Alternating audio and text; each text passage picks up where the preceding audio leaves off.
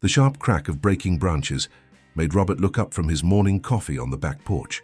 Something had crashed into the old oak tree near his fence line, and now a small blue shape lay motionless in the tall grass below. He set down his mug and walked over, expecting to find another victim of the power lines that ran alongside his property. The bird was barely breathing. Its brilliant blue feathers were matted with blood, and one wing hung at an unnatural angle. Robert had lived alone on this rural property for 15 years, and he'd seen plenty of injured wildlife. But something about this particular bird made him pause. It was smaller than a jay, but larger than a finch, with the most vivid cobalt coloring he'd ever seen on a wild bird. The creature's chest rose and fell in rapid, shallow breaths. Robert gently scooped up the bird in an old towel and carried it to his kitchen table. He'd helped injured animals before, mostly rabbits caught by his neighbor's dog, and the occasional owl that flew into his windows during winter storms. He cleaned the blood from the bird's head with warm water and discovered a nasty gash above its left eye. The wing appeared broken but not severely. Using medical tape from his first aid kit, he carefully immobilized the wing against the bird's body. For 3 days, the bird remained in a cardboard box lined with soft rags in Robert's spare bedroom. Robert fed it water through an eyedropper and offered small pieces of bread soaked in milk. On the second day, the bird began eating on its own. By the third day, it was alert and trying to stand. When Robert opened the box on the fourth morning, the bird immediately flew to the bedroom window and began pecking at the glass. Its wing had healed enough for short flights, though it still favored the injured side. Robert opened the window, and without hesitation, the bird flew straight out toward the tree line behind his house. Robert assumed that would be the end of it. He'd done his good deed, and the bird had returned to its natural habitat.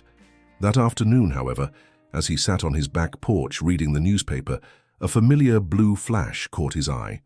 The bird had landed on the porch railing just 10 feet away. For several minutes, they simply looked at each other. Then the bird opened its beak and released a series of clear, melodic notes, unlike anything Robert had heard before. The song lasted nearly a full minute, a complex arrangement of trills and warbles that seemed almost composed. When it finished, the bird flew back toward the woods. The next afternoon, the bird returned at almost exactly the same time. Again, it perched on the railing, sang its elaborate song, and departed. This pattern continued for weeks, becoming as regular as Robert's evening news routine. Robert began timing the visits. The bird arrived between 4:15 and 4:30 each afternoon, sang for exactly 1 to 2 minutes, then flew away. He started sitting outside earlier, anticipating the daily concert. The bird's wing had fully healed and its flights became longer and more confident, but it never missed an afternoon visit. One day, Robert decided to test something. He moved his chair to a different part of the porch, about 20 feet from the usual spot. The bird arrived as scheduled, but instead of landing on the railing, it flew directly to the chair's armrest. It sang its song while perched just inches from Robert's hand, then flew away as always. The realization hit Robert like a physical blow. This wasn't random behavior or territorial marking. The bird was specifically seeking him out, returning to the exact location where their relationship had begun. After months of these visits, Robert understood that he was witnessing something extraordinary, a wild animal that had learned to associate his presence with safety and had developed a routine around expressing what could only be described as gratitude. The visits continued through the changing seasons. Even during winter storms, when most birds sought shelter, the bluebird would appear on schedule, deliver its song, and disappear back into the forest. Robert found himself planning his days around these brief encounters, rushing home from errands to ensure he wouldn't miss the 4:20 performance. 2 years later, the afternoon visits still continue.